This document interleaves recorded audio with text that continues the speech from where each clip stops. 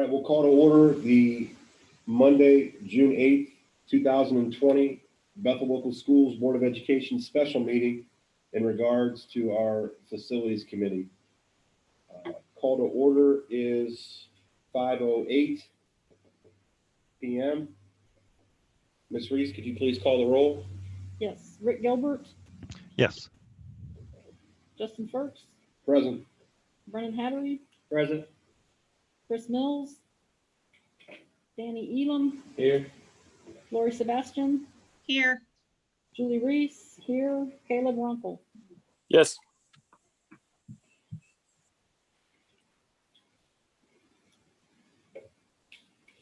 Okay, do we have any additions to the agenda if needed?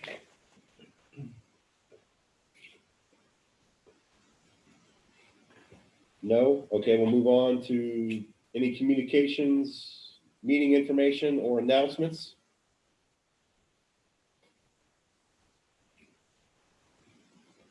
No as well. Items for discussion. Subcommittee reports. Letter A has to do with temporary swing space, Will Scott modular units, status update. You gotta be muted. I am muted. Are you muted on your laptop too? Okay. I do have a modular unit project update. Can share hard copies with some of the members that are here this evening as well. We will also make this available on our website once the meeting minutes are posted. Spoke with the gentleman from Will Scott today, and he was kind enough to kind of give me a bullet point update on where we currently are at with the project. So on our end, as far as the school district, by Friday, June 19th, we will have our site cleared and also the fence removed, which is being done currently by a combination of our maintenance staff and then also our transportation mechanic as well. And so in regards to site clearing, there's obviously a section of the fence that needs to be temporarily removed to allow the modulars to get moved in, and then the fence will be put back up once the modulars are relocated. There's also some logs and driftwood that's out there that we're currently in the process of working to get that off site and moved. And then there's also a couple of small trees that will need to be transplanted as well. So we do not anticipate any issues on the district's end as far as having that all completed by the 19th, which is what Will Scott had requested. On Monday, July 6th, we'll begin layout and foundation work and also pour the concrete for the foundation work for the modular units as well.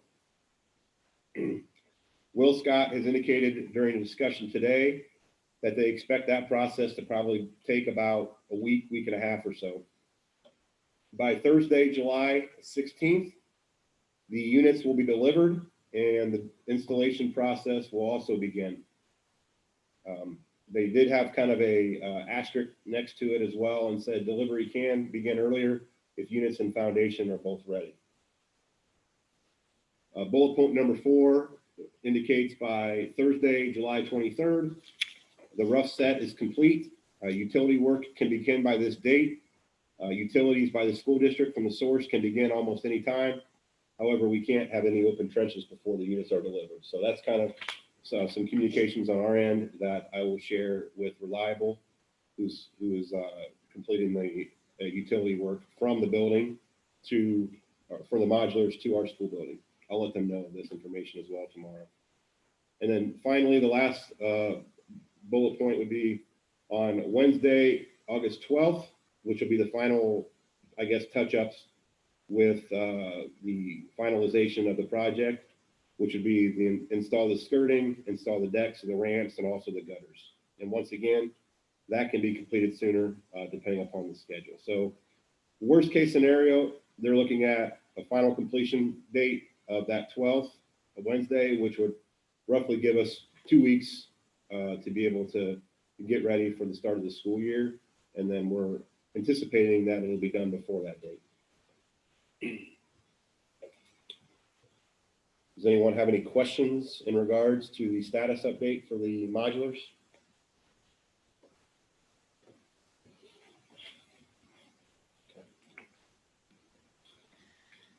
Justin, thanks for the information. How are we communicating this out to the parents and community, like on the webpage, or just telling them where the trailers are going to be? As of now, I've not done anything with it. I mean, I just got the schedule today. So, I mean, I could post a site plan if you would like, or do you want me to put out an email or a Facebook posting? I mean, I wouldn't necessarily go into all the dates in case they move one way or the other, but I think people are curious where they're going to go and what they're going to look like. Is the site plan super detailed? It's been a while since I looked at it. it's an engineering plan. Yeah. We have, I think, indicated a number of times that they're going to be located directly behind the elementary inside the fence area. I can put that out on a Facebook message. We also do have pictures of them on our website as well that we've had probably on our facilities page for several months now. The company previously sent us photos of the modulars that we posted. Okay, it might just be good to put those somewhere and let people know. It doesn't have to be just so if people have questions, they can see them, because I know most people can't dig clear through the facilities page to find everything. I can put something together tomorrow, and I can have Brian put it on the front page. Yeah, that'd be, and don't spend a ton of time on it. I mean, what do Mike and Mark think? Just something simple?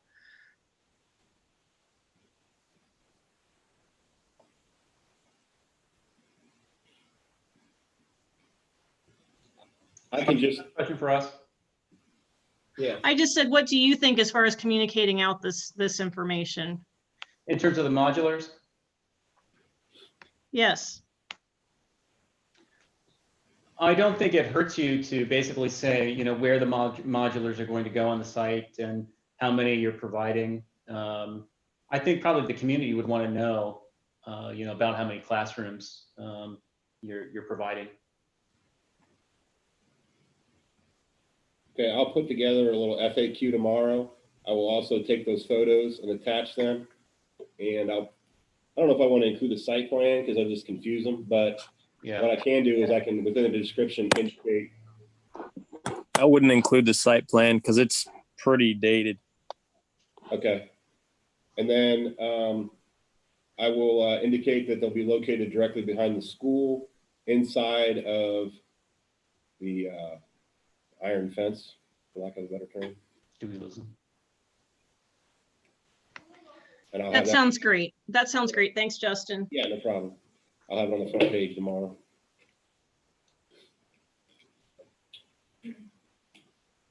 Any other questions in regards to temporary swing space?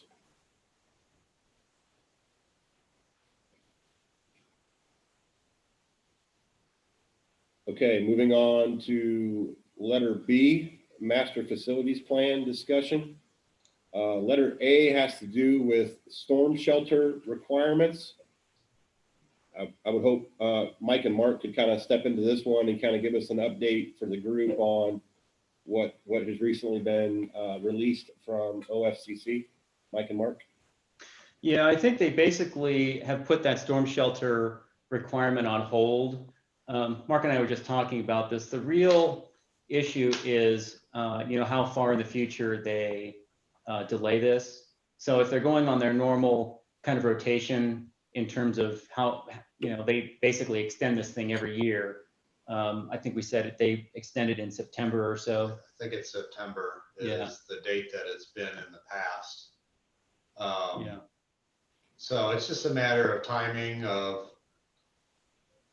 whether we're ready to submit for permits at that time and whether we beat the deadline to have that in there. Right now it's an allowance in the project.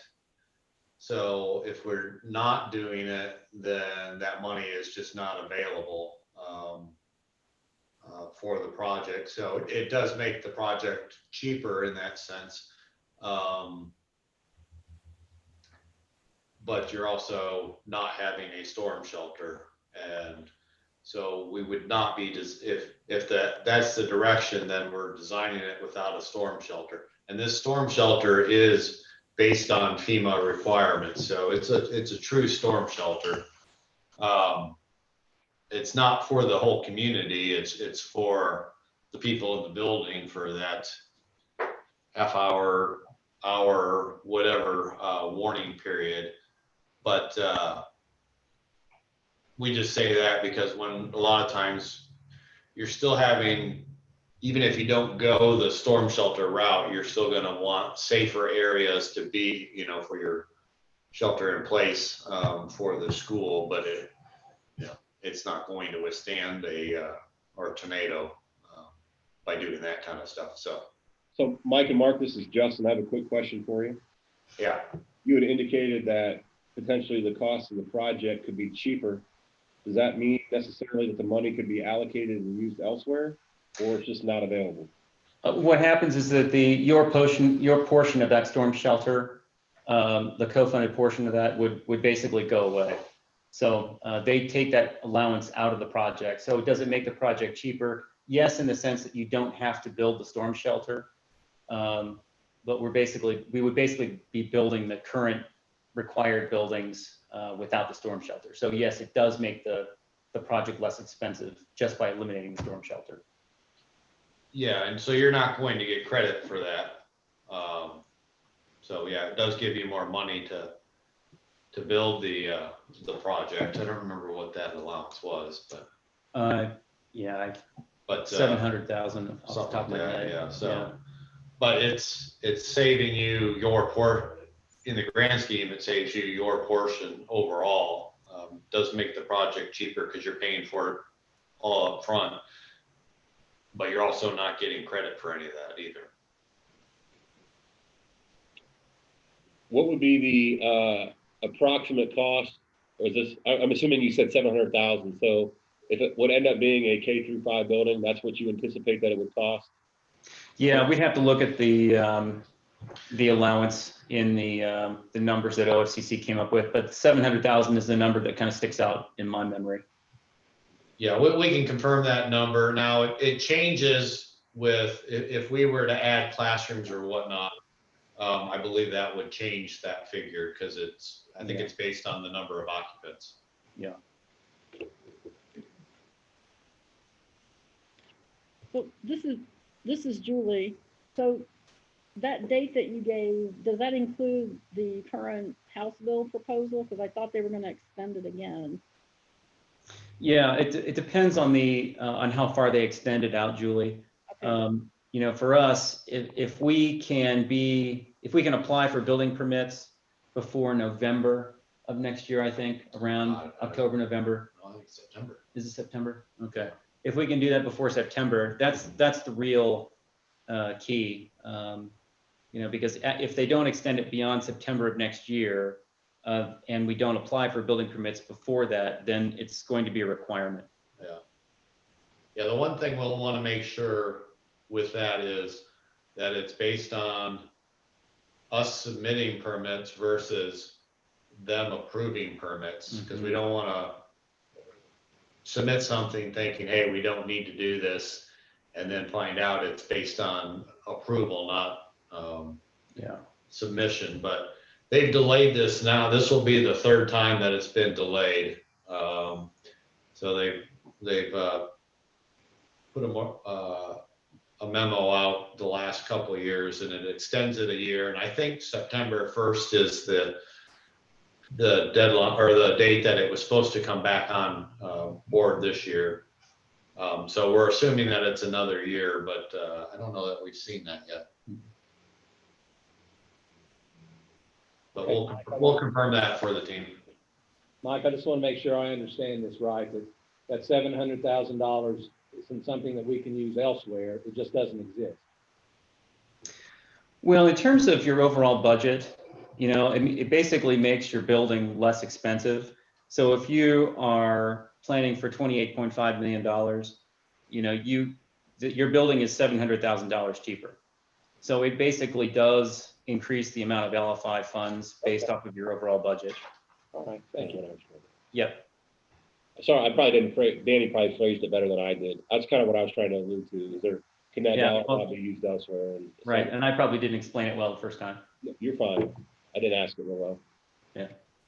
So one question for you, if we're taking money from them and we don't build this storm shelter, what happens in a subsequent phase? Will we have to go back and build the storm shelter? No, it only becomes a requirement after it becomes a requirement, but they're not going to retroactively make you go back and build a storm shelter. No. But yet they want us to do that if we keep the buildings that we have now or the gym, they want us to bring things up to their code, right? So that's why I'm asking, is this gonna be one of those things that comes back on the table and bites us? No, not for the first phase. You know, you basically build your building, you design your building per the current code, and they cannot make you go back and retroactively change your building based off of any building code changes that happen after you've applied. They won't ever make you do that. So even in the future, say, you know, if we took state money again at some future point, Well, if you're asking for future buildings, no, if we took money for another building in the future, could they come back and say, we need this storm shelter in this building? no, not for the current phase. So let's say, for instance, you build the K5 without a storm shelter now, and they've extended the date, and we're all fine. And then, 5 years down the road, they decided, hey, we want storm shelters. They would apply that storm shelter allowance to the next project. They won't apply it to the previous project. Okay.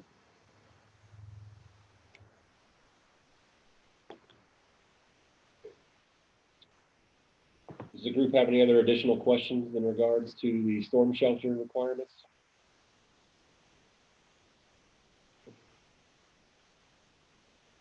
Okay, Julie, letter B was road changes. I'm not quite sure. Do you have anything specifically that you wanted to ask about that? That's Lori, Okay. did you want to ask something about the road changes? Sorry, was that muffled? Yeah, it was just regarding, Rick had asked the question after last meeting, whether the state had any money for us if we had to update, say, Agenbrod. And Mike, I think you had answered that, and I just wanted the group to know the answer to that. Yeah, there's a $300,000 roadway improvement allowance. That can be used for the physical changes that are required, or the roadway study, the traffic study that we'll have to do.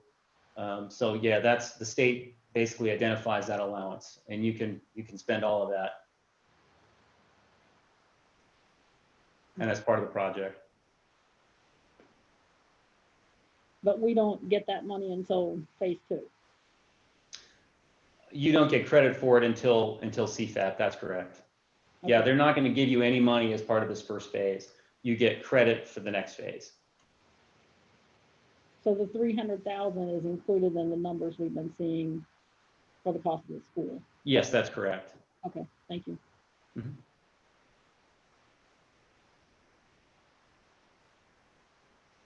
So can we go to the state and ask for any changes?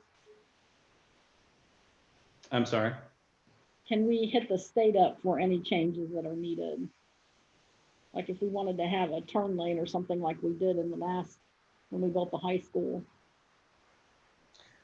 We get $300,000 of allowance. So how we use that, it just needs to be supported by a traffic study that we need to do. So, and in that case, we're really talking to the folks that are doing the traffic study and letting them know how our intent is, and it'll kind of be put together to support whatever the design intent is. But basically we have $300,000 to kind of spend towards that. That's not to say that it couldn't cost more and still be a part of the project, but that's the allowance we get for that portion. Right, so I guess what I was asking is who pays for the actual changes?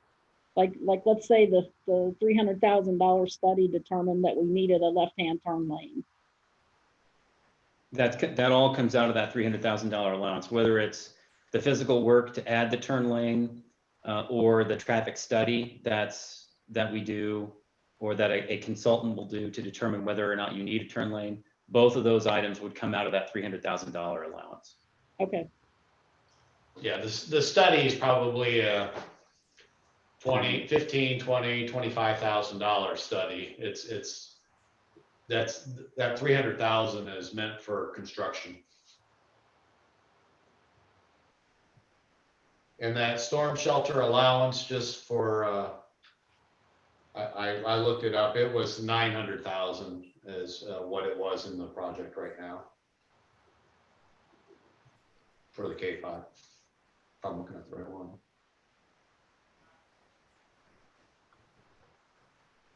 Yeah.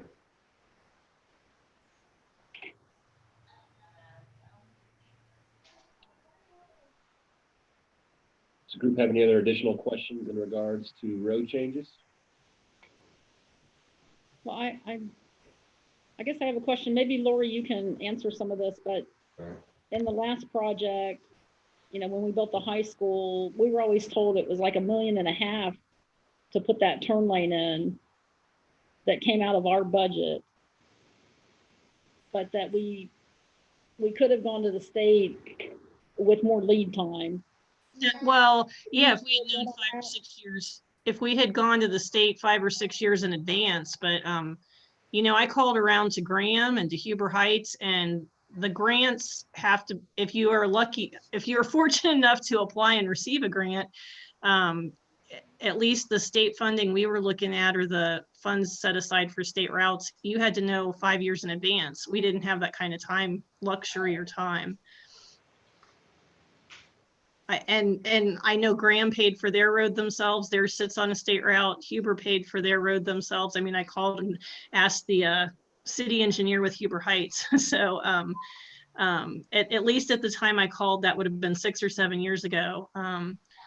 The funding wasn't there. So I was pretty excited to hear there was $300,000 this time around. So I guess my concern would be, is that 300,000 going to be enough? Based on, I don't know, I guess what I heard that it cost last time. I don't know the exact figures. Well, I think you're looking at a county road instead of a state route, so the requirements are probably going to be different. Mike and Mark would have better knowledge of that, but I could not imagine it would be more expensive. Yeah, we just don't know at this point what the traffic study would come back with. $1 million is a lot of roadway, for that kind of project. And I think the goal would be to do, what you have to do, the minimum of what you would have to do to alleviate any potential traffic congestion along that road once the new K5 is built. But we can't identify a budget at this point because we don't know what would be required. Okay, thank you.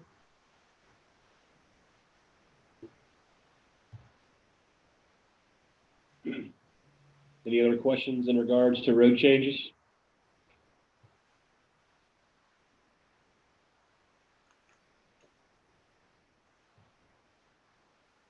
Okay, letter C, short-term classroom space.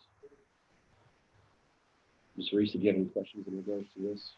I don't think there's anything new on this. I guess we just someday need to sit down and make a decision before the 2 years ticks off. Especially given any lead time we might need depending on the option that we end up choosing. You mean as far as? Well, we've talked about a metal building, about maybe adding to the north end of the building. I mean, we've got trailers as an option. I think those are kind of the 3 that are still on the table.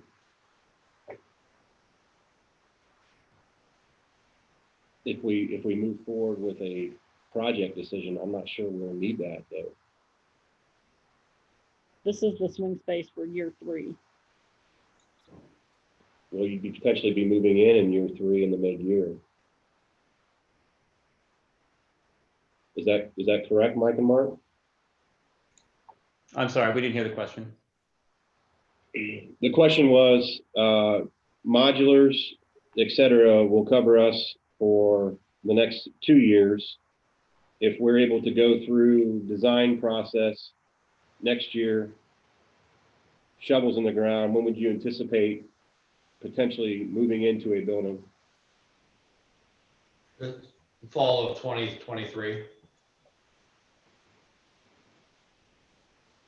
It was earlier, if I recall, before having to push it back to October to get the extra percentage. Like by August, the fall like by Yeah, November. August. You can always do parts for 1 year, do one the last 3 years. To work out the space issue. Well, I mean, that's okay. I'm fine with that. I just think we need to make a decision because last time we did not make a decision and ended up with trailers. I can't speak to that, so.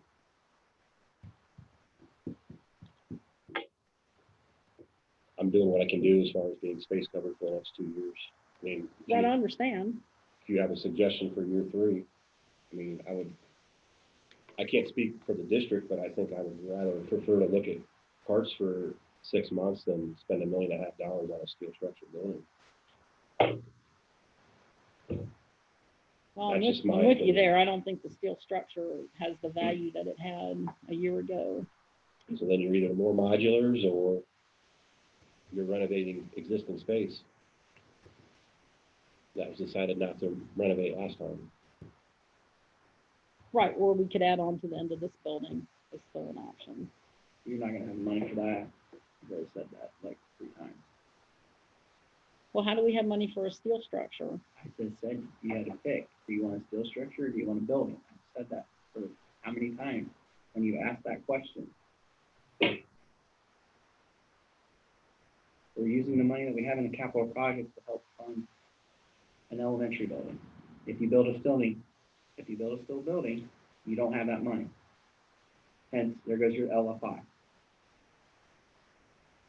I've said that since day one.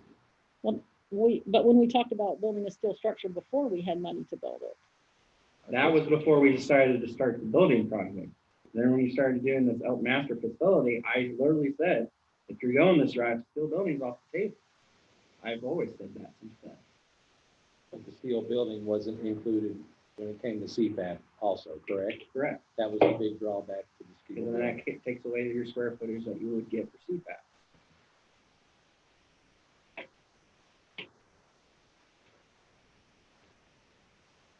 Okay, so I guess the decision is, so the only other choice then is if we do anything to create that additional space, it takes away from the building project.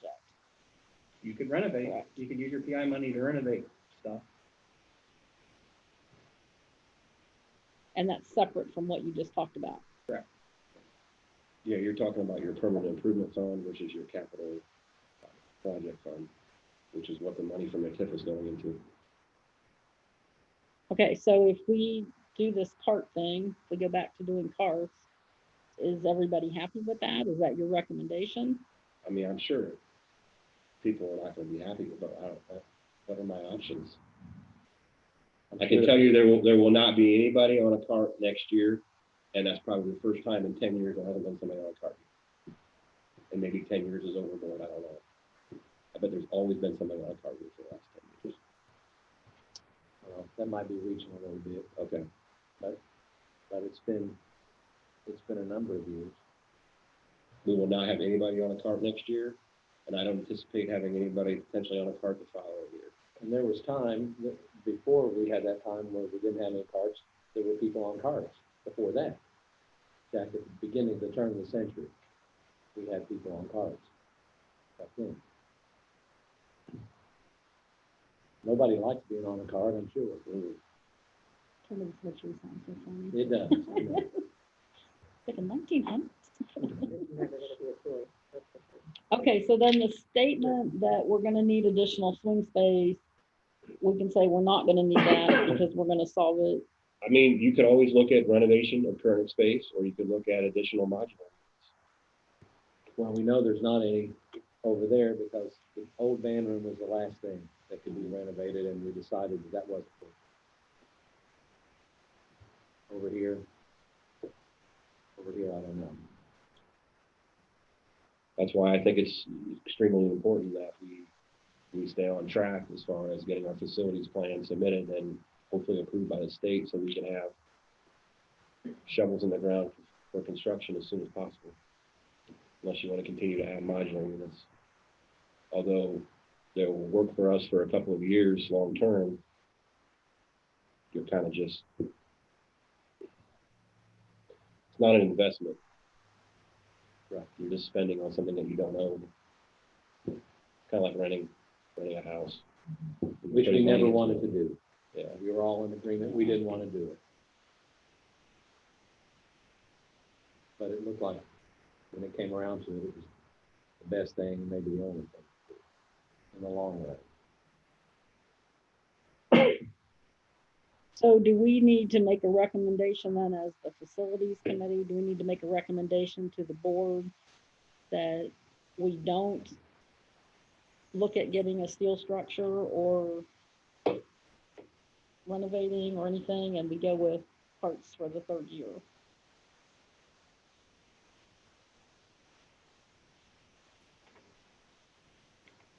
I mean, Is that what we do? if that's what you want to approach it, I mean, I don't know, I'm asking. that's essentially in my mind what the plan was.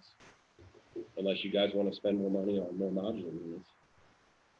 No, I don't think anybody wants to do that. I'm just saying that the facilities committee was always set up as the making a recommendation to the board. So Okay, but I've never heard of a facilities committee making a recommendation to a board to have speakers on carts. well, I think, It'd be one thing if you were making a recommendation for like a steel structure building or modular units or adding on to the building. You're talking about a day-to-day operational decision. I mean, I don't have any other options besides that. well, so I guess the recommendation would be the part that says we're not gonna look at getting a steel structure or, You definitely can, but as Mr. Renovating. Hattery indicated, if you want to, then you're not gonna be able to do a building project. okay, I'm just asking for protocol. Does the board need to be in agreement of some kind that we're not gonna have 4 additional classrooms for that third year, and then it will be solved by other means? I think it's more of a curriculum thing than a facility thing. It's not a facility thing in my opinion. I think that we should be focused on what we are going to do rather than what we're not. Correct? Okay, well, if we don't need to, then, I mean, that's fine, but I mean, unless you have other options for me, I mean, I'm willing to explore any option available.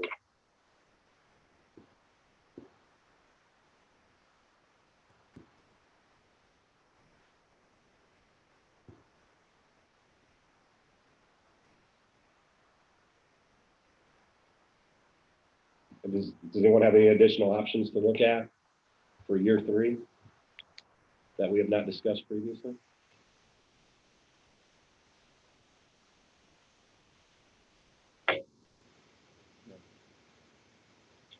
It's not ideal. It's not something that I look forward to doing, but I can say for the next 2 years, there won't be anybody on a cart. The only other option is the possibility of using the church, but that doesn't. We could definitely look at that too. That being at least 2 years away could possibly work. And if you want me to, I could reach back out to Medway to see if they'd still be interested in the future of doing a rezoning. Yeah. Like we talked about previously. For that third year. I think that's the only one that we have left.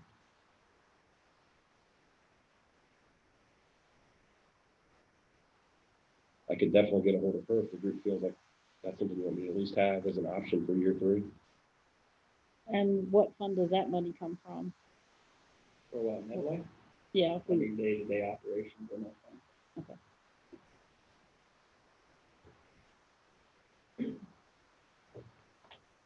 I think at this point, we're a little ways away from needing to make a decision one way or another on this. So might be something worth putting on the tickler in a year and a half, or so that we still have some time to make a decision, but we don't need to continue to talk about it for the next year and a half. Well, the thing about delaying it is then we don't have any lead time. So whatever decision we need to make it now, right? So that we have the lead time. If we're going to do something, we need that lead time. So if you put it off for a year and a half, then Then we still have a year and a half to do it. no, because you have to have some lead time. Well, yes, you still have a year and a half, but you have to have that lead time to make the decision and, potentially get permits and get the work done. And that's what happened last time, right? We didn't make the decision in time and we just ran out of that lead time. I thought the last time we were looking at it, we were looking at 9 months or so for a steel structure lead time. 9 months to a year. Right, and that turned out not to be the actual lead time. So now we know that we need more lead time.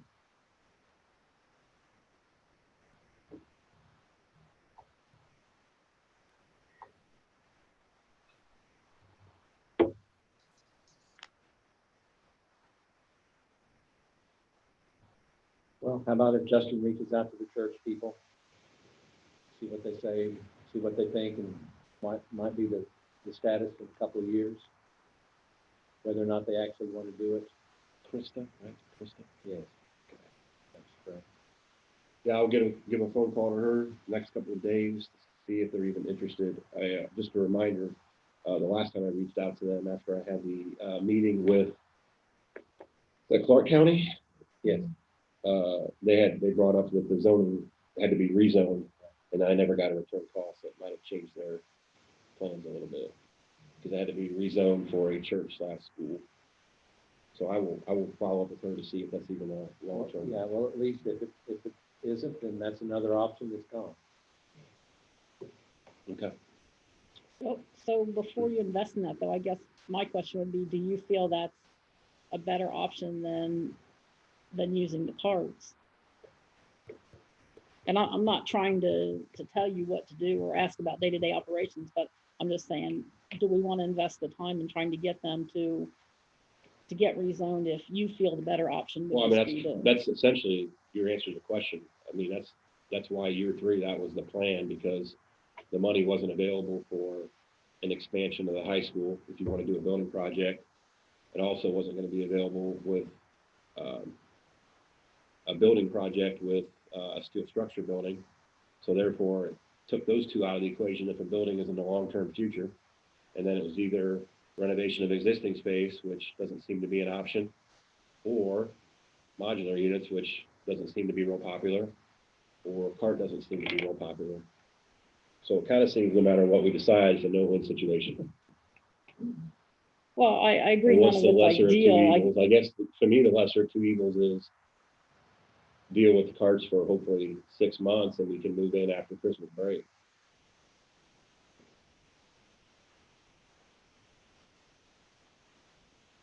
Unless I'm timeline wise incorrect, but I'm thinking midway through year 3 is when we'd be moving in potentially, February-ish. Unless that's wrong.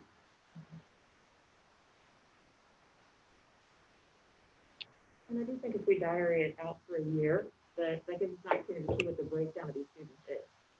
You don't know necessarily what grade levels they're in, what the breakout is. You may find out that it's not exactly what we think it might be. So you may not need exactly 4 classrooms, because just by having slightly larger classes and different, maybe they're all middle schoolers and high schoolers, which totally changes the dynamic of how we would break the students out anyway. So, by diarying it for a year away, it gives us a little more information. Are my timelines incorrect, Mike and Mark, as far as potentially moving into a building? What would be the scenario for the district? No, I mean, I think the fall of 2023 is what we identified. Yeah, and that's spot on. Okay. But that's 3 full years away, not half years. Right. Okay. So I said February, so it would be August. So that's correct. Right, it would be that fall. So it would potentially be carts for a 3rd year. Right, for a full year. Mm-hmm. definitely open to other suggestions if we have them. I don't know of any others that, without spending the bank money wise.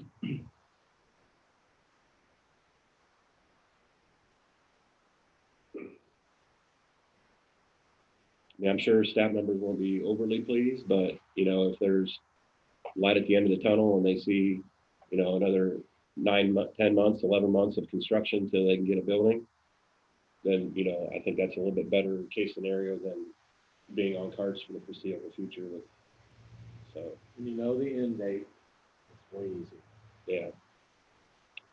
And if, like Mrs. Mansfield indicated, if we can have that time to work with schedules to place some classrooms in larger spaces, could be Bethel Hall, could be a lot of different areas, to try to minimize the number of staff that are, we would definitely look at that.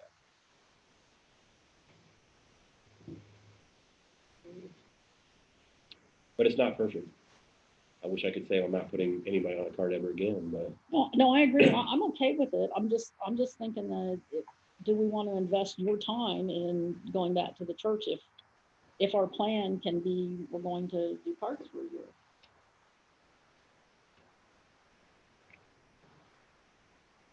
Well, how much time is it? Give them a it's just call. a phone call. Yeah. Okay. Yeah. Okay, so that's kind of gives us a summary of the short-term classroom space. Letters D and E have to do with phase 1 construction, phase 2 construction. Julie, what would you want to talk about with letter D? So I guess this is just,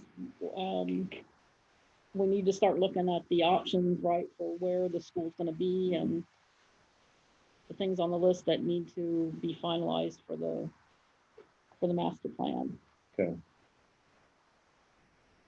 So as I guess a general question to the facilities committee in general, for the members that are on here, what are your thoughts on potential locations for the K-5 building? I like the drawing that Mike had. I like where it was placed out on the road, in the north end on the farm, instead of trying to jam it in over here on the regular campus. Way more room, way more possibility.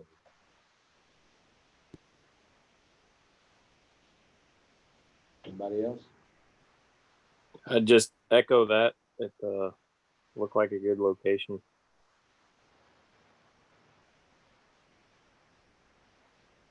Lori?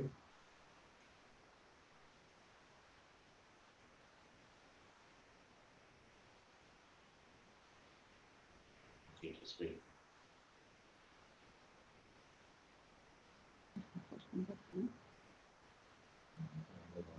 They're all questions. Any other members have any responses to the rough draft facilities drawing, location-wise, that Levin Porter provided? Well, I have a comment. This is Julie. I'm just, I'd like to know the bigger picture again. So maybe some long-term, where will things wind up? I agree that it should go out on the farmland somewhere, but I'm not sure the corner's the best option, because I don't know, like, if we put another school, if we did end up with 3 buildings in phase 2, which I know right now we're not talking about that, but we keep talking about the flexibility of changing the plan. So if we end up with a 3rd building, would that be between the building that we have now and that elementary?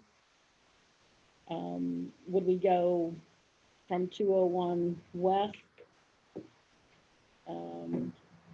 rather than going north?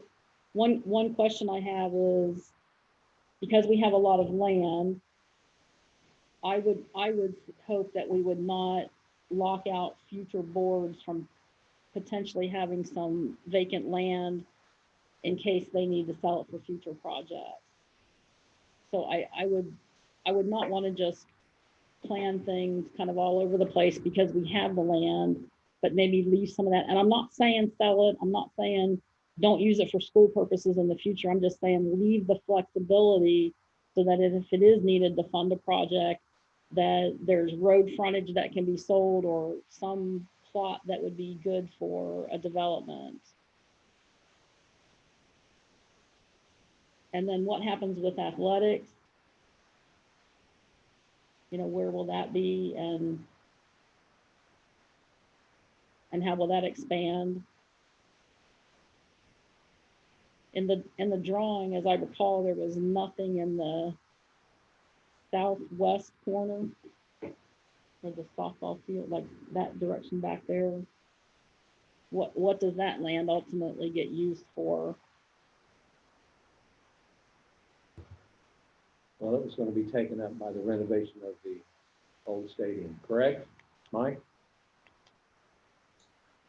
Well, the southwest corner of the site is basically where the woods are, and the stadium could be kind of renovated or adjusted into that area. That's kind of a whole other discussion. But to Julie's point, I think the maximum flexibility that you would have would be to put that K5 on that northeastern corner of the site. And then, once the next phase comes around, depending on enrollment and all those other kind of unknowns that we don't know, look at either one or two buildings, either in the northwest corner or maybe somewhere around the existing building. There are a lot of factors there. But I think for the first phase, and I think Julie's absolutely right, you want to be as flexible as possible. I'm not sure if that's a roundabout way of answering your question. I think the woods are the land lab, is that correct? That we don't want to do anything with? There's a land lab. Yeah, What's up, Mom? the science, environmental science people do their stuff back, they do their thing back there. Class projects, experiments. And I like where the elementary school was put because it still leaves a big chunk. It's not put in the middle of something and have to work around it. Like you said, Mike. Yeah, and I think it's more advantageous to have the schools, even any future schools, on the perimeter against the road. And that way the athletic portions are basically developed toward the interior of the site. That you have better access to the buildings vehicular wise if you put them on the perimeter. I think that's what we see at other schools that I've been to lately. Mm-hmm. The school is on the road, the fields are behind the school, or somewhere around it off the road.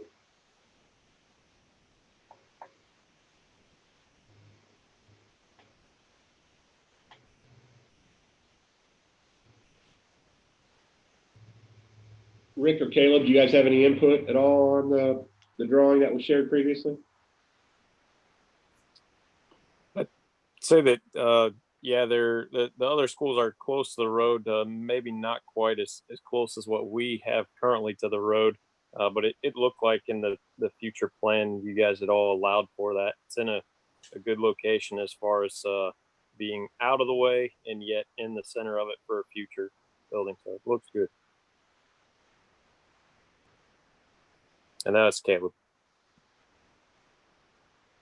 Yeah, this is Rick. Yeah, it's probably a good idea to spread the schools out for traffic.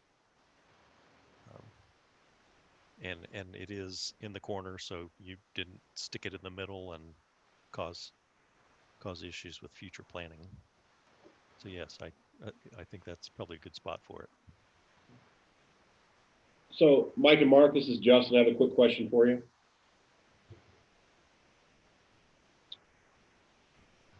From your experience with facility projects, have you ever encountered a project where your traffic study has caused you to potentially look at building layout after you kind of had a rough drawing put together? No, usually it's about, the amount of roadway or pathway that you need for cars or vehicles not to stack up on a major roadway or anything like that. So we usually do it early enough that the building design is not done. So conceptually, we're looking at, hey, where are the students coming in? Where's the parent drop off? All that stuff's done early on, but we'd want to have the traffic study done very early in the process so that it's not an afterthought, and then we don't have those issues. So I don't expect it to be an issue here. We would just want to do the traffic study probably right at the beginning of the fall semester or fall quarter when that starts, assuming everybody's back to school.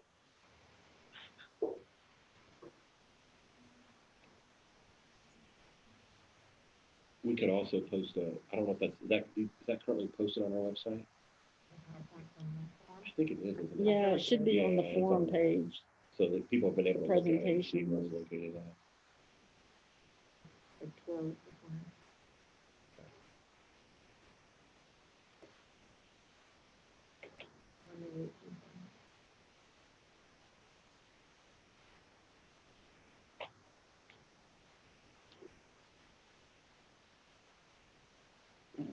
Mike and Mark, do you have anything that you want to add for like next steps and what you envision happening next in this process? We'll put some stuff together. A couple of things that I would like to do is, I think we could probably start doing some programming for the new school. And what I'll do is I'll send you over maybe a spreadsheet. We were on the school's website and started looking at the staff directory. I want to start kind of building up something that we can start figuring whether we have the right number of spaces and right number of offices, classrooms, and all that kind of stuff. And even though we're not designing anything, let's kind of make sure that we've got all the spaces that we think we want. That way, if there are any spaces or any area that we want to add to the building, we could do that. Even if we're just kind of staying with potentially the basic, just so that we make sure everybody's got a home. That's an easy thing to do. At some point, we'll want to also start doing some of the traffic study, soil boring, surveying. There's a lot of stuff that needs to happen at the beginning of the process that is basically gathering information, background data, to really get us going. Some of those things can be started early. Again, we just want to make sure that when we do all that stuff that you guys are going to be able to get credit for that, and that we don't do things too early, so that you don't get the appropriate credit or funding for that. And we can confirm those items. Okay. So I guess the question that I'd like to pose to the facilities committee members that are on here, from the information that's been gathered from the various work, With Valerie, just from the information that's been gathered from the various meetings, forums, and surveys that Levin Porter has done, that we've shared with all the folks. What does the committee feel like the next step is as far as identifying potential LFIs in the project, as far as zeroing in on exactly what the project's going to look like within the dollar amount constraints, knowing that if we go over that, we're going to have to do some sort of a bond issue.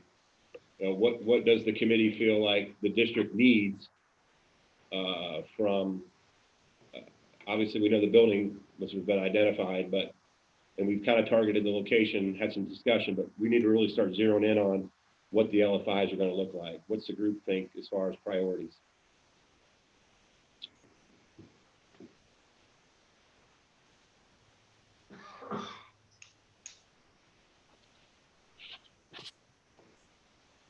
If we received the latest polling information back,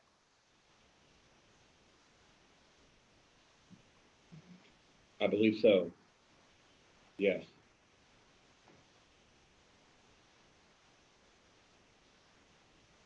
Do I need to resend that out to the facilities committee? You mean as far as the last survey question that we took? Yeah, I'm sorry, the last survey. Yeah, we had that made available right after it was done, which was in May 18th, I Yeah, believe. May 18. Is that the PowerPoint? Yeah, it's posted on the website. Okay.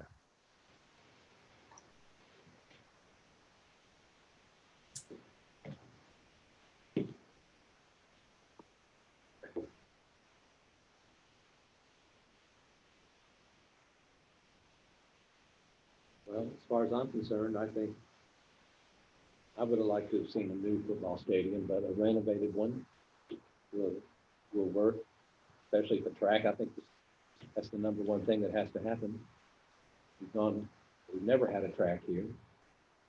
So I think that no big time school has a lack of facilities like that. The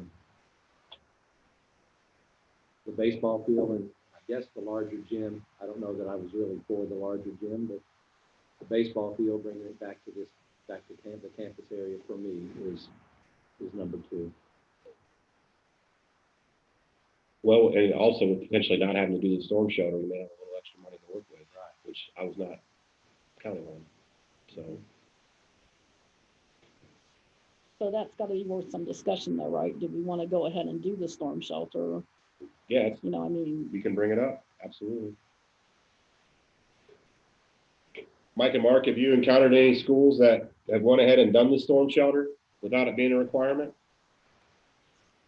I believe that there are some schools that are in the process of doing that, even though it is not a requirement. Depends on the community and how sensitive they are to that. I wouldn't be surprised that the Xenia City Schools project that's going out probably has that in place, regardless of whether it's a requirement or not. And so it all depends on whether you have the funding in place for that. Obviously, it's an expensive item to do, but so if it's not required and we do it, do we get credit for it with the OFCC or no? that would be a question we would need to verify with Valerie. If I want to say if the allowance is there, if we choose to use it, then we should be able to get credit for it.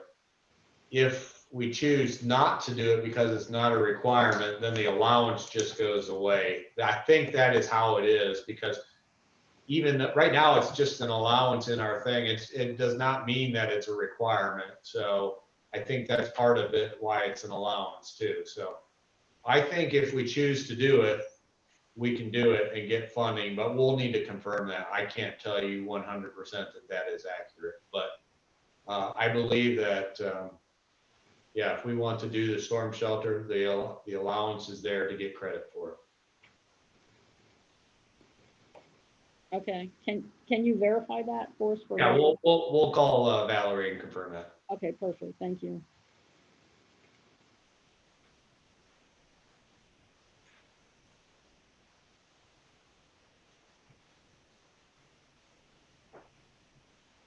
Okay, so we'll verify storm shelter. Does anyone else have any additional thoughts in regards to LFIs, their own personal opinions on what they feel the district needs or what was indicated in survey and data? So this is Julie. My personal opinion is I would like to see a new stadium as opposed to renovating, just because, again, this is an unknown, but it doesn't seem likely that the high school will end up where the current field is. So typically the athletics are close to the high school because that's where the, majority of the athletics happen. So do we want to spend money renovating what we have rather than building a new one that would be closer to maybe the future high school? Well, I wish we could have a new one, but according to the numbers, if we have a new one, it takes everything out. Correct? From the last, and Mike and Mark, you can clarify, but 5.1 million, something like that. yeah, from the last, I think, numbers that you guys provided, if the district would decide to do a new stadium, more than likely, if everything stays in play the way it is, correct me if I'm wrong, it would more than likely just be a K5 and a new stadium, and then the LFIs would be probably it, right? Yeah, that's the way the numbers were shaken out. Yeah, we'll wanna, if we go down the route of athletics, which is kind of sounding like that, we'll wanna really look hard at the difference between the renovated stadium and the new stadium, because from a cost standpoint, there's not a, when we're making both of those equal, you know, we do have the softball that we have to redo, which starts to bring the differences in cost of renovating and the new closer together. I think that would be something that maybe we would say that we're renovating, but if the dollars are there, and we've got some additional money, we may want to just go ahead and do new. I think it's still something that we want to maybe explore a little bit more, because I think there's a little bit of problem, I think, with where that existing is, and because of some of the grade differences, the roadway that's, you know, it's stuck in the corner and it's only got one way to expand, to keep some of those things in place, with the existing bleachers and whatnot. So I don't know. I'd say before we make a final decision on that, we'd want to take a little closer look at that. And we'll do that between now and maybe the next meeting, just to make sure that it really makes sense to renovate versus just do new. You know, doing new gives you that whole existing facility for practice facility or whatnot. So there is an added benefit by building new. At this point, our two main decisions that we need to make going into phase one would be additional classrooms and a larger elementary gym. Everything else could be done at a later date with the different LFI. Is that correct? As far as decisions that need to happen now? The decision that you're making is, are you doing extra classrooms or are you doing athletics? You will not be able to do both of them. The extra classrooms will take up the entire budget. So yeah, understood. But I mean, really, the only things that affect phase one, that would permanently affect phase one, would be large elementary gym or additional classrooms, because those are the only items that are going into the elementary school phase one construction. Everything else would be athletics that is outside of that framework. Yeah, I guess we were considering phase one as whatever this first project is. So if it's the K5 school and you're doing athletics, that would be under phase one. At least phase two, as we were considering it, is the CFAP project. So that comes 8 or 10 years later. So if you're considering phase two something else, then we're talking two different things.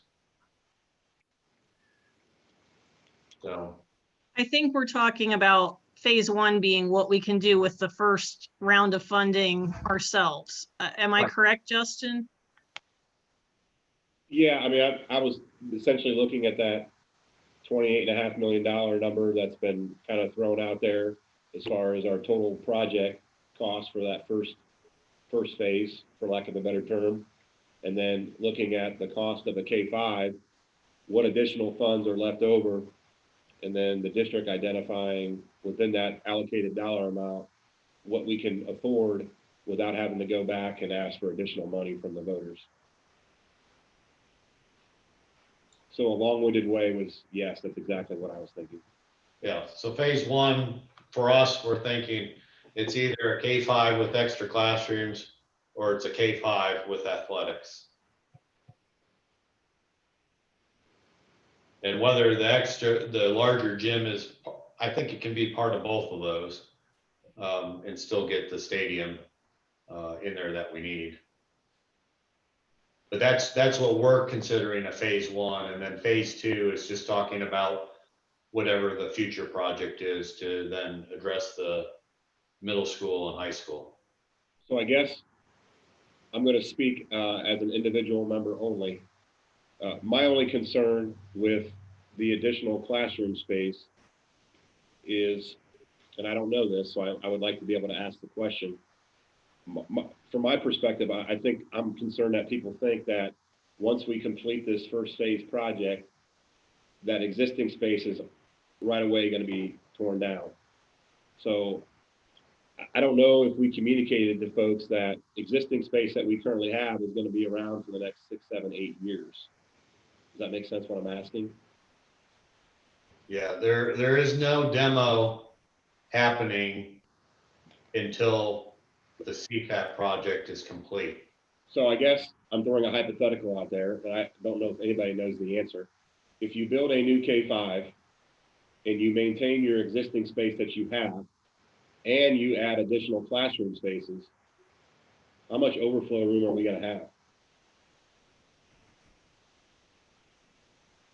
I don't know. I guess I'm just throwing it out there.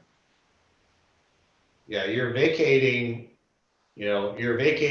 all the elementary, so you have excess capacity of, 900, 873, 900 students. So the idea is you're backfilling all that up until you have the new middle school and high school added there. So you'll have all that capacity. Now, obviously, if the enrollment figures are incorrect, that goes away a little quicker. But you still have that capacity, and you're not going to tear anything down until the new building in the second phase is complete, because you don't want to go in there and reduce your capacity. So you're going to be, everything is just going to add to the current capacity that you have now. So I don't think you're the only one on that's been confused, Justin. I know I've spoke to several people in the community, and that tends to be one of their questions with that. So somewhere or another, we probably should try and make that more well-known. That's on me. I'll take the fault for that one. I probably haven't done a good enough job of explaining that to people. And if you see the survey, they probably didn't. They were probably automatically thinking new building, old building is going down, but maybe they're not. Maybe they know that. I guess We did talk about it last time, but Okay. that was probably the first time in a while. Yeah. So the current capacity of the elementary is 802 students. That's what we have now, and I think that was with some on carts this year. Correct. Staff on carts would have been like Spanish, which was shared across the district. Technology, which was shared across elementary and middle school. And we use the conference room. So anyhow, 802 was the current enrollment. So you kind of have to use that as the capacity number, and just keep in mind that that's elementary students. We didn't have any sole elementary staff that was on carts. Okay. So we can just roughly go with 802. That was the enrollment. Okay. But it is elementary students. So if you start filling in those classrooms with bigger students, Yeah. you probably have a little less space. But as a rough number, 802 is the capacity the elementary buys us. But correct me if I'm wrong, Mark or Mike, but typically, once you get up to about 1,000 students, usually you don't have just one elementary, correct? Yeah, we said that last time. Yeah, a lot of the school districts we'll see get up to about 700 plus. An 873 elementary is a pretty big elementary. We've got it's close to 100,000 square feet, right? Mm-hmm. So it's a pretty big building. What's the right amount as far as how big you want it to go? when it gets to the over 1,000 students, you probably got only 120,000 square feet. I mean, it's not uncommon to see elementaries being in that anywhere from 450 to 700. So the 873 is already on the large side before you think about adding another 150 students. So I think we talked a little bit about this, even if that concept of if all these developments continue to bring in the kids at a faster rate of, and whether you're talking another school, it does give you that ability to not have a mega elementary school and then a real tiny little school. I guess you could also, in that scenario, make a primary school or an early learning center and then leave the big school for the big elementary part as another option. But yeah, it's a big school. Yeah, I mean, I know you're in a K-12 right now and you manage with that size. So it's just a matter of how big do you feel like it's before it's too big for one building. That's really a district decision. I don't know that I can tell you that it's fundamentally wrong at any certain point. It's whatever you're capable of handling, but most districts are not that big a school. They end up having multiple schools, whether it's in the neighborhoods or whatnot. I'm sorry, I misspoke a while ago. Lida pulled it up. The new stadium was 3.6 instead of, I said 5.1. Yeah, 3.6. But I think that 3.6 would probably take up a majority of the funds that were available in the building. Okay.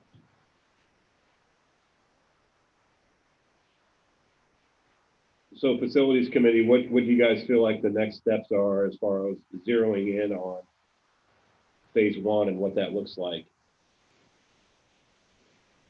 So the decision, if I heard, was we're looking at athletics versus classrooms. Is that the first thing we need to decide? So can we decide that tonight?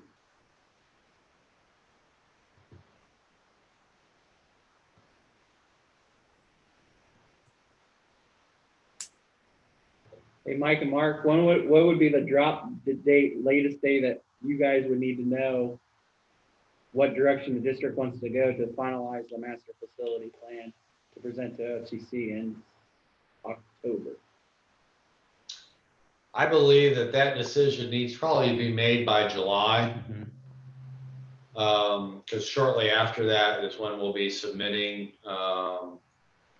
the board may have to do a resolution in August, I think, to then be ready for September and then the October board meeting or the commission meeting. So probably in the July timeframe is when you need to make that decision. You could, for our standpoint, if you sat there and said, whether it's a new or renovated stadium, if you said, hey, we do want to do athletics versus the classrooms, then we can kind of do some stuff associated with that. Really, for the OFCC, they don't, since the athletics is LFI, they don't need to know whether it's a renovated or a new stadium or some sort of combination thereof. They just need to know what is going into the main, what's going into the co-funded part. So, but that's the decisions that you need to make. So we just need to decide between the extra classrooms and the larger gym. Extra classrooms or stadium. Think of it that way.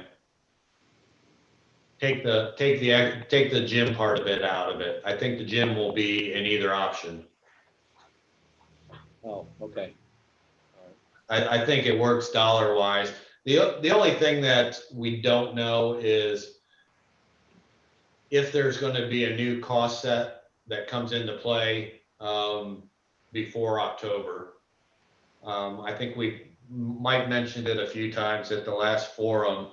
You know, everything we're doing is based on 2019 dollars. It's the budget that's given to us for the project. It's about $235 a square foot. So we have no control over that. And that was the number that was supposed to be updated in April. It didn't because of the virus. They question whether they'll even update it this year. So we don't know what that number is. The numbers that we were presenting assumed a 5% increase on those. It could be zero. They could go the whole year and say, we're not updating the numbers. We don't know what the market's like. We think the market has given back some dollars, so we think it's even from before the virus hit, or back to the 2019 numbers. Or they could say, well, you know, we're going to add a couple of percent. If it goes more than 5%, some of the numbers that we were presenting, obviously, then are going to be off a little bit because we based it on a 5%, which is more than typical for OFCC. They typically go about 2.5% to 3% a year. That's kind of where the construction industry goes. It's a little higher than your consumer price index that is for your general just overall spending for a typical person. The construction industry is always a little bit more than the standard of living index. So those are the risks involved with picking something that's so tight on the budget, because we don't know whether that's going to be up or down.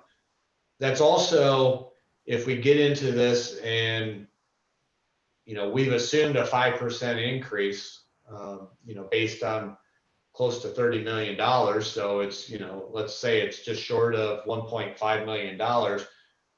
If that increase doesn't happen, well, that's where you get some extra money that you for sure could do the new stadium and some of the other things too. So until we know that, we you know, we can't pinpoint 100% sure what we're going to be at. But I think at this point, if it's just a matter of, do we want extra classrooms or do we want athletics? If you did that, then that kind of gets us started. Once we know the actual cost per square foot that OFCC is going to impose upon the project, then we know what we're kind of left with for either option.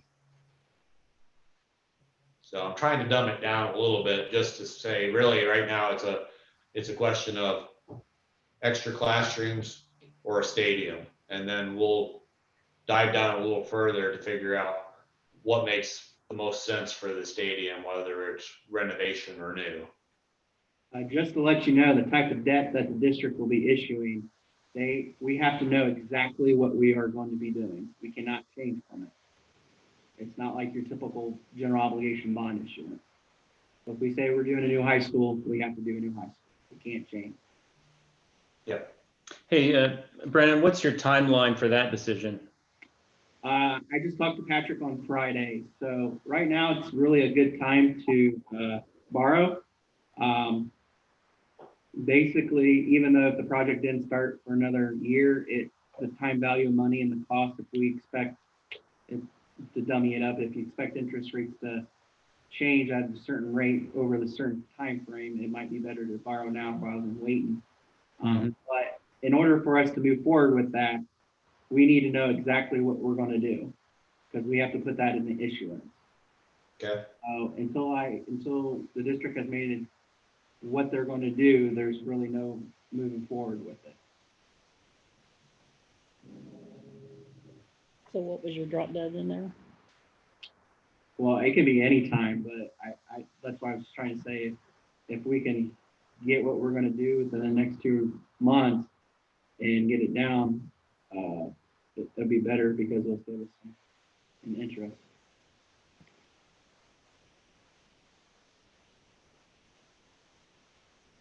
So my feeling is, I would rather have a new stadium with a track than the 5 classrooms. And my logic is, I don't think, I don't have a lot of confidence in the enrollment projections. I don't think 5 classrooms is going to be nearly enough. So, I'm guessing in the not too distant future, we will be building another building for elementary, which could be K through 2, K through 3, or whatever that turns out to be. So I would rather spend the money on getting us a stadium with a track. We haven't had a track in a long time. I would like to have a bigger gym in the elementary because we also are short on space constantly for gyms and practice time.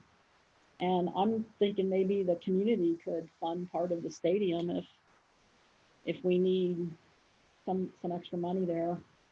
Maybe we can do some fundraising to help fund part of the new stadium.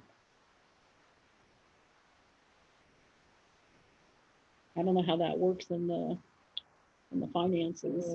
I mean, there are a number of districts that have done 10-year capital improvement projects where it's kind of spearheaded by your athletic booster group. They work with your community or teams, your athletic director. Right. School boards obviously need to be a part of that process, because if you're looking long-term on school facilities, you guys got to be involved in what that plan looks like. So it's feasible. I mean, it's been done. You look up at Tip City right now. I think they're currently they've done a heck of a job. Fundraising projects, I think, for stadium upgrades. Yeah. So I mean, but I think it's kind of being led by their athletic. I could be wrong. I don't know. It is it's an independent group. Yes. Yeah.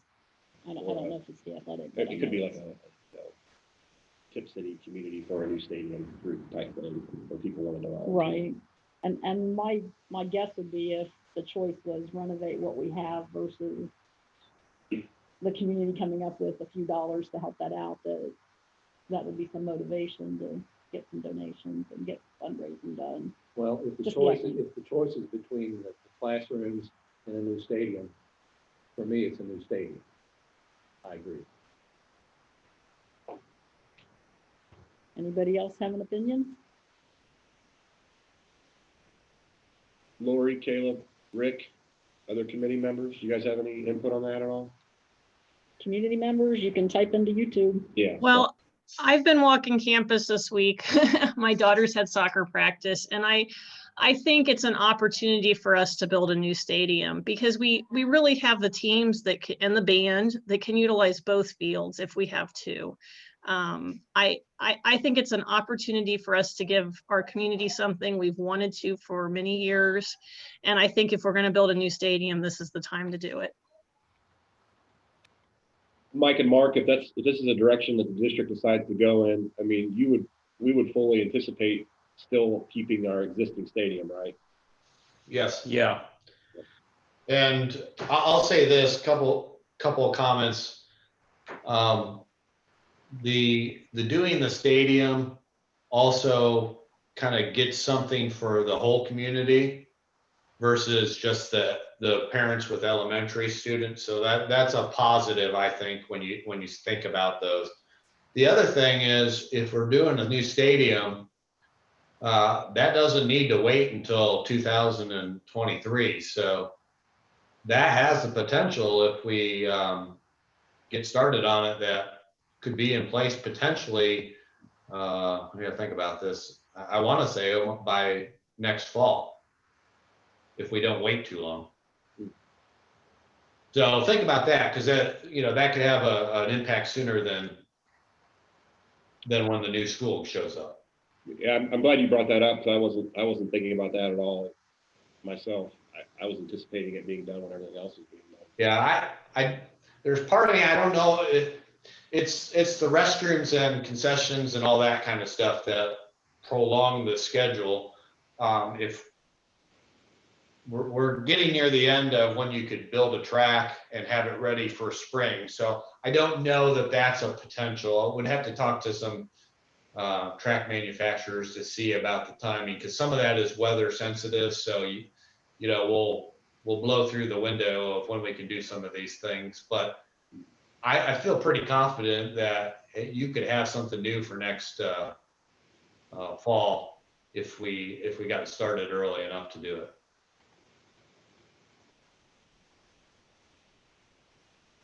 Rick or Caleb, do you have any thoughts on what's been stated so far? This is Caleb.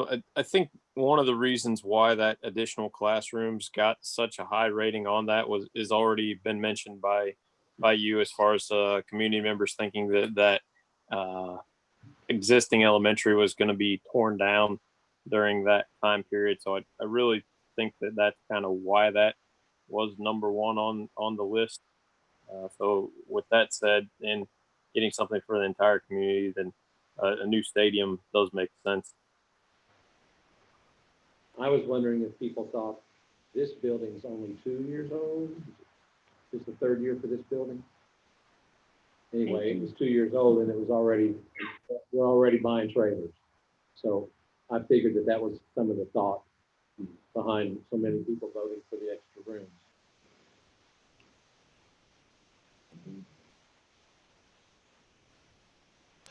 Well, and I think the other thing is, with the last building project, we were hoping to do something with athletics, but then lo and behold, we had to take care of State Route 201. So there went a lot of money that could have gone into some kind of athletic improvement, but we didn't have a choice. And I do think the last building project, one of the things we fixed was infrastructure. We got the loop road right, and that was huge. I mean, for those of us who've been here 10 years or more, remember how the traffic was in that little elementary lot. It went right through a playground. So I think sometimes we forget all the progress we've made. But I'd like to see a portion of this project go to athletics. And I think all of us here think that academics are important. I don't want somebody to listen to this and think, oh, they don't care about academics. No, that's not what we're saying at all. But we will have the space for the academics until the CFAP project. I do personally like the idea of having a location for our community members to come walk or jog or run if they so choose on a normal traditional all-weather track, not necessarily a cinder track. So I think it does have some benefit for community members with trying to, I think one of the things that have been talked about was trying to make this the hub of the community, and it might bring some more traffic to the school if we had an all-weather track for people to come up and walk at. But those are my thoughts.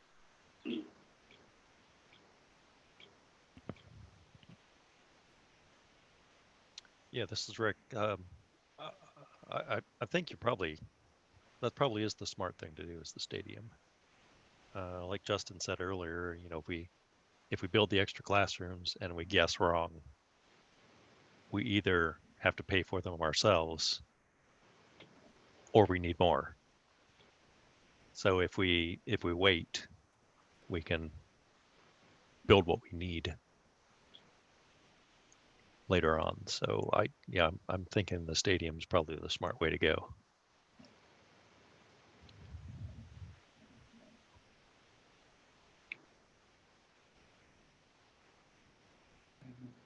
Any community members that are out there, if you're listening, please message us on the YouTube channel. 8 people. And me, Yeah. it's gone up, the highest it was 10, I think. Okay. I just got a text, I don't think that they were asking how to ask a question. You have to log into their YouTube. Right, well, some people don't have a YouTube account, so that's why Brendan was taking emails, but I guess okay, that's fine. If you don't have access to the YouTube channel, you can also email our treasurer, Hattery, HATTERY, B @blsk12.org. As well, if you have any questions. Mike and Mark, does that kind of help you guys as far as next steps with preliminary? Yeah, I think so. And I think what we'll want to do is kind of look closer at where we might look at a new stadium and kind of what that footprint is, and kind of where the roads may be and parking and all that kind of stuff. And also, when we do that, look at some options for, what what if that scenario is that we do that 3 buildings and we want to build a new high school, and how does that work? Just to kind of, future-proof is probably not the right word, but really just kind of look at all of our options and kind of give you a nice diagram of what this could be for our current state. And then, if something changes, what does that mean? Just so we don't put something in the wrong spot. But I think it gives you the most flexibility. It also eliminates a lot of unknowns associated with the existing, that when we start trying to renovate, that could potentially get us into trouble and have a lot of dollars that we weren't necessarily accounting for. So the new, you have less of that. So I think I feel better when we go that route.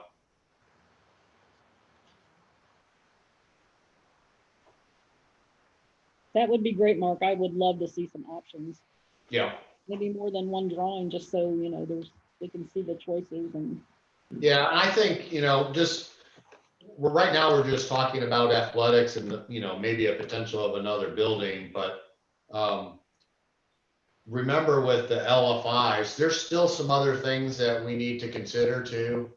Auditorium, board office, those types of things, maybe another ball field or something. So all those things we want to take into account. We're really just focused on the stadium right now because we've got dollars in the budget, we think, for that. But the auditorium, if we attempted to do something different with the board offices, those are a couple of things we'd also want to look at. So we don't want to forget about those, even though they may have been lower on the list of priorities. I think we still need to think about those. Julie, do you want to move on to letter E? Well, do we make a recommendation to the board to go with athletics over? Yeah, I don't know. You gotta tell me like what when the facilities committee was first started, was that the intent? Was that the committee would come forward with a recommendation to the board? Yes. Okay. I mean, the facilities committee doesn't have any power, right? No, We're I know, just- but I so- want to make sure I do it how you guys set it up. Right, and that's why I was asking about the protocol before, like, Okay. does the board need to be aware? We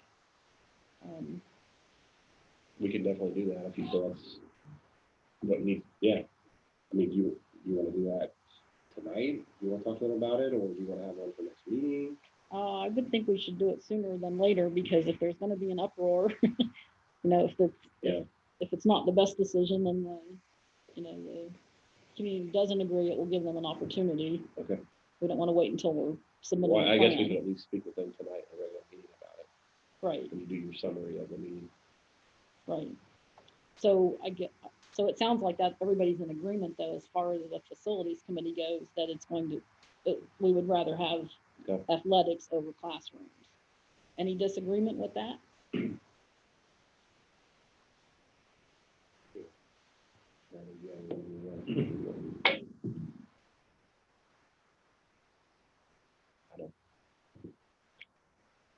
Okay, so we're gonna go forward tonight at the board meeting and make the recommendation that we choose for the LFI money, athletics, as opposed to the extra classrooms. Okay. And athletics starting with some sort of stadium option, stadium/track. Yeah, Okay. sound good? Yes. Yeah. Okay. So yeah, phase 2 construction. So this is just the longer term planning. So maybe Mark's kind of already got this covered. If they can come back with some options on what if we did do 3 buildings, if we had that flexibility to change things in the next round before we get the money, how would that look? Yeah, we'll show what we can do with the existing site.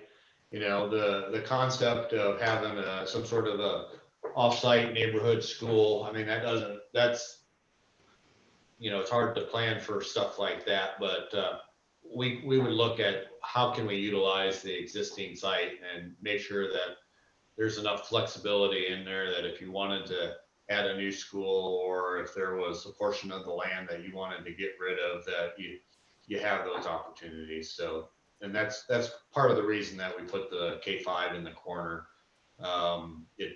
It works very well from a site logistics standpoint when we do that. But yeah, we'll look at those couple options for that site. One based on our current situation, but then we'll have another one that you could pull out 8 years from now to say, oh yeah, well this was our backup contingency plan. Okay, and what about, do you guys need to know what happened to the 1-story versus 2-story? Because the K-5 site in the drawing is. Yeah, the site really won't change. I mean, obviously a 2-story is a little bit smaller footprint. Usually it's about, it's not half the size, because you've got areas that are multi-story volumes like the gymnasium and probably media center and student dining. So it maybe reduces the footprint of the building by a third at the most, maybe just 25%. So it's not a huge difference. The site is still going to be the site. We'll still want to use the same amount of site probably for both options. So we don't really need to know. That's something that until we start designing, we'll want to know that when we start designing. It does not change the dollar from OFCC's standpoint. So you don't get any more or less money, whether it's 1-story or 2-story. So it's somewhat a preference. If you want it all 1-story, it's simple. I know a lot of the comments in the forum, the 2-story was more of a geared towards the high school or middle school kids, but it can, there are elementary schools that have multi-story. So it's a matter of, maybe from a teaching standpoint is, would you rather have everything on 1-story? You don't have little kids going up and down the stairs. But you also have to go longer distance to get from one spot to the other. So there's a little bit of trade-off one way or the other. But we don't need to know that today. Okay. That's something for, if we're not starting until October, we probably want to know in October. So that gives you time, if that's something that you want to poll the staff, if you give it, depending on how involved the staff gets in some of these decisions, or if that's a decision made to higher up. But again, we've got time for that decision. Okay, thank you. So I think if they come back with some options on what it might look like if we did have 3 buildings, and are you going to maybe detail out some of the athletic field space and how that would look as far as where things would go? Yeah, we'll try to do something more than just big bubbles. We'll try to look at, make sure we get things actual size of what they need to do, pop some things on there that we know fit, and just so that we're fairly accurate on that, and get a little more detailed in it now that we know a direction. Okay, and then can I ask one other question? The K-5 site in the current diagram, that's a huge, what was that, 20 acres as I recall, or? The state says they recommend 10 acres plus 1 acre per 100 students. So it really is just short of 19 acres is probably the bubble that we've shown. You've got playground, parking, drives, all that kind of stuff. Right. So it's not, we won't, and green space too. So don't, just because it's showing that big of area doesn't mean that everything is got something built on it. It's just a representative of what we would want for that site. Right, I was asking because it kind of leaves the building next to it, which could potentially be the high school or high school / middle school, right? Is that enough space then for that? What size lot? Yeah, that site up there, again, with the high school, they're starting, I think, 35 acres plus 1 acre per 100 students, but that also includes athletics and that type of stuff. So if you were to go to the west and really go all the way to the south end of the site, even back to the woods and all that. It's probably what, 60, 70 acres. There's plenty of room back So there's plenty of room. The reference that I'll use for you is Centerville High School that has, close to 3,000 students, and that building is almost, it's just over half a billion square feet. It's 500,000 square feet. That's Half a million. half a million. Half a million, yes, I'm sorry. Half a million, yeah. Thank you, Mike. That site is, I think, 66 acres. And that includes all the athletic fields, so baseball, softball, their stadium and all that kind of stuff. So I'm just using that as a reference that we have plenty of site there to do a high school. When we sectioned off whatever was 20, 25 acres, that was really just kind of for the building. So we have plenty of room to do that. If that's what it ended up being.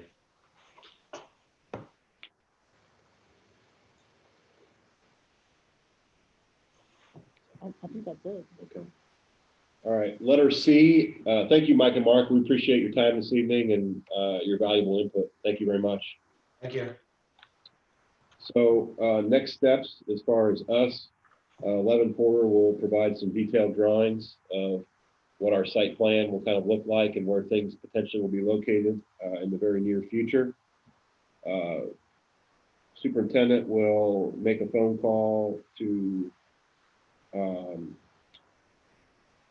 Medway Church to see down the road, year 3, if that's feasible, if it's even within the realm of possibility, if that's absolutely needed. Although I do not think we'll need to do that, but we'll still just have it as a long-term kind of option for us as well. We will also take a look at traffic study for feasibility with road changes. We are provided a $300,000 allowance. We'll continue to look at bigger picture, long-term planning and visioning items, any potential changes from the state. 11 Porter will also give a call to Valerie Montoya at OFCC in regards to the storm shelter. Now that that's been delayed once again, to kind of see what that will look like for future projects for us. Am I missing anything in regards to the storm shelter? They were gonna ask if we went ahead with it, if we for sure got the money. Yes, they're also going to check in to see if we did it up front, if we would get credited for our CFAB project. Thank you. We will need to make a decision as a facilities committee, make a recommendation to the board by July, so that OFCC or 11 Porter can continue to move forward with facilities planning submission to the OFCC this summer, and we're going to make that obviously this evening. But we needed to have it done by July so that we met all the timelines and time frames. Well, this is just a recommendation tonight for the. Correct. It's not Recommendation for the this whole evening. thing. Correct. Yes. Anything else I'm missing as far as recap of this evening? Is it? Okay. Mr. Hattery, do we have any hearing in the public, any comments? I had one, but it's a time constraint. I forwarded it to the facility committee. Okay. Just got it in an email, Okay. so I just forwarded it to the facility and Mike and Mark. Okay.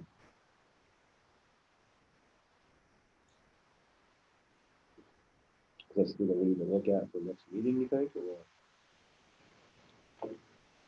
It's related to what Mike and Mark are gonna work on with Okay. placement and stuff. All right. Has to do with traffic study feasibility. We'll have more information in regards to that once the traffic study gets done. Anything else? Nothing at all? Next meeting, Mr. Reese, will be on July 13th, I believe is the date. July 13th, 2020 at 5:00 p.m. Do I have a motion to adjourn? I'll move. Mr. Elam, do a second? I'll second. Mr. Hattery. Ms. Reese, could you please call the roll? Rick Gilbert, Yes. Justin Burks, Yes. Brendan Hattery, Yes. Danny Elam, Yes. Lori Sebastian, Yes. Julie Reese, yes, Caleb Runkle. Yes. Meeting is adjourned at 6:54 p.m. Thank you for your time this evening. I appreciate it. Thanks, guys. Take care. Have a good evening.